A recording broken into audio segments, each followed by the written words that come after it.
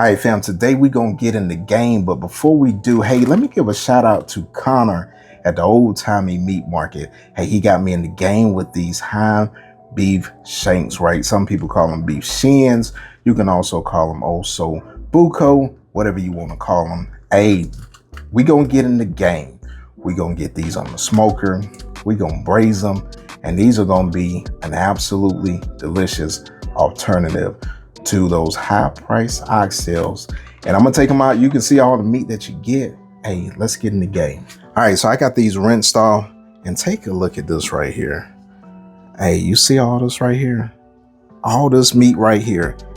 Now this is going for $4.98 a pound, right? $4.99 a pound.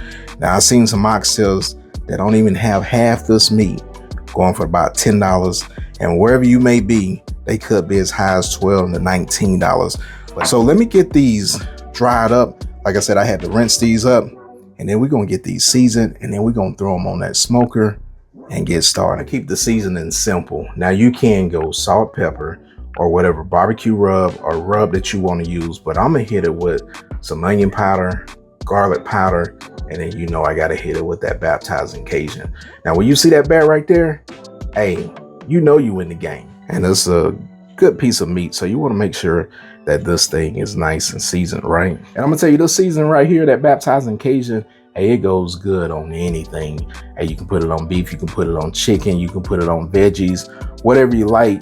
That baptizing Cajun is gonna get you in the game.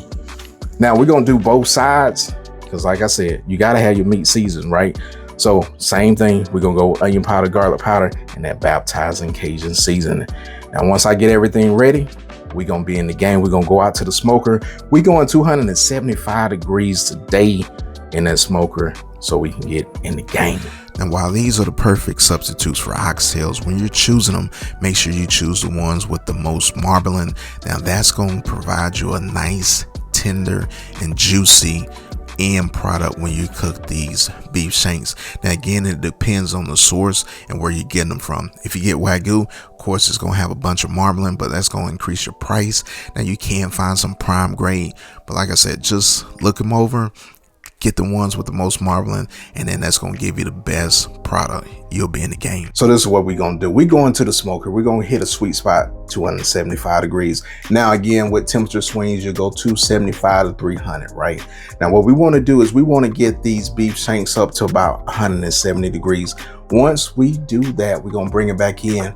Hey, we're going to get them braised until they're nice and tender. You already know the story. If you cook oxtails before, you know you got to get those things tender, right? So we're going to get them tender, and they're going to be absolutely delicious. So you can get them on your plate and then share them with your family. All right, I got the smoker right where I want it to be.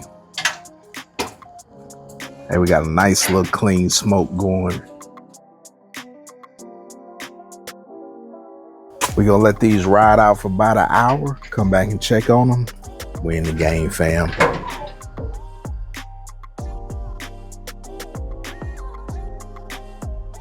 All right, fam, you'll notice that I keep my wood on my firebox.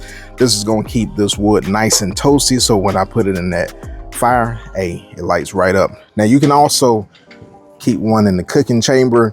This right here will keep your meat from, you know, direct heat. And then, like I said, also put it in that firebox. It's going to light right up, fam. All right, we've been going on about an hour, and take a look at these. Yes, sir. Hey, they're coming along great. Now what I'm gonna do is I'm gonna let this top back down, because if you're looking, you ain't cooking, you already see them. Right now I don't really need to spritz them. They look pretty good. Probably within the next hour or so, I'll probably come back out here, take another look at them, maybe hit them with some apple cider vinegar. But if they're still looking pretty good, I'm gonna let them ride out and let them do their thing. But that smoke is smelling absolutely delicious, fam. Got that hickory on there. Hey, it's a nice cool night out, and these are looking good, and we in the game. All right, we've been going for about 2 hours, and these beef shanks, they look pretty good. Now what I did go against spritzing these because they look pretty good. I don't think I need to spritz them. They don't look dried out, so I think I'm in the game. So we got some good color.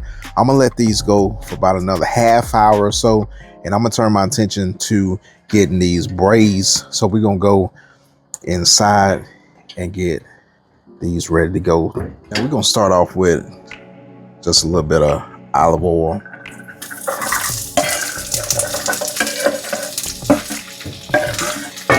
And we're gonna let these render down a little bit. And while these are cooking down, we're gonna add a little bit of salt, some pepper. Then I'm gonna hit it with some Sazon, a packet. I'm gonna add in a couple of tablespoons of tomato paste, a little bit of soy sauce. Now what I'm gonna do is I'm gonna use some red wine vinegar.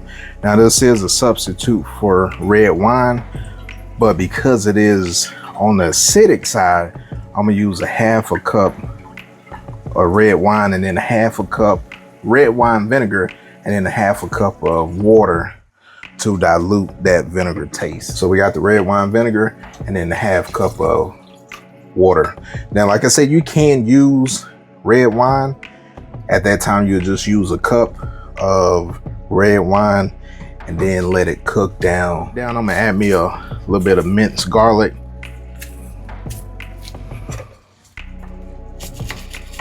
And then we're gonna get everything worked in. And we're gonna let that simmer for about 10 minutes, let it cook down. And fam, I'm telling you, this house is smelling absolutely delicious. Hey, when your fam comes out, they smell it, and they say, what you cooking? And you gonna say, I'm cooking the Oxtail cousins, right? We in the game. Now it's been about 10 minutes, and we've been letting this go.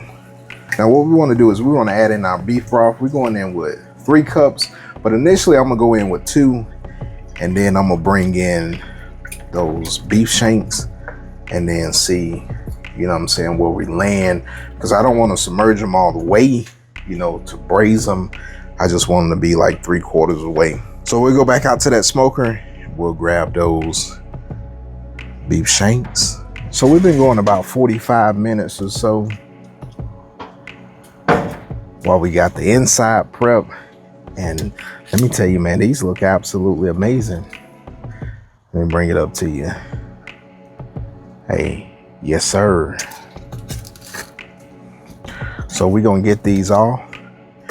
They ain't ready to go yet, but now we gotta get them tender. And again, look at that color right there. Yes sir. Now, if you don't have a smoker or a grill, hey, you can take these and, you know, sear them inside and then braise them. So you'll get that nice little color, little sear color on them. And then you'll braise them just like I'm about to do. And you'll be in the game, fam. But I'm gonna tell you, when you're smoking them and you get that smoke flavor, yes sir, it gives it another dimension that'll take you out of this world. Now we got those beef shanks out of that smoker. Now it's time to get it in this braising liquid right here. Hey, like I said, fam, these are looking good. Got a nice little bark to them. Smelling good with that baptizing Cajun seasoning. And like I said, I wanted to go with 2 cups initially. Hey, just to see where we land. And then we'll adjust, you know, as we need to. So we can get, you know, these semi-submerged, but not submerged all the way, you know. We got those situated. So I'm gonna add my 3rd cup to this pot. Now we're gonna place these in the oven and we're gonna let these roll out until they become fork tender. Now during the cooking process in the oven, you want to come back and check on it, you know, every now and then. Just make sure that you got enough liquid that keeps these braising. So if you need to refill, then refill, but keep them in the oven until they become fork tender. And then when they become fork tender, hey fam, you let them rest, you'll be in the game. Hey, take a look at that right there.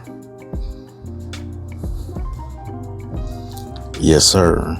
Tell me a quick piece off. Yes sir. Yeah. Yes sir. Hey fam, let me show you a little piece of that meat right there. Ooh-wee. Hey, yes sir. Nice. Hey, it's tender. You in the game.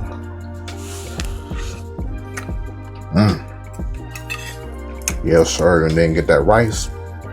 Woo. With them veggies. Yes, sir.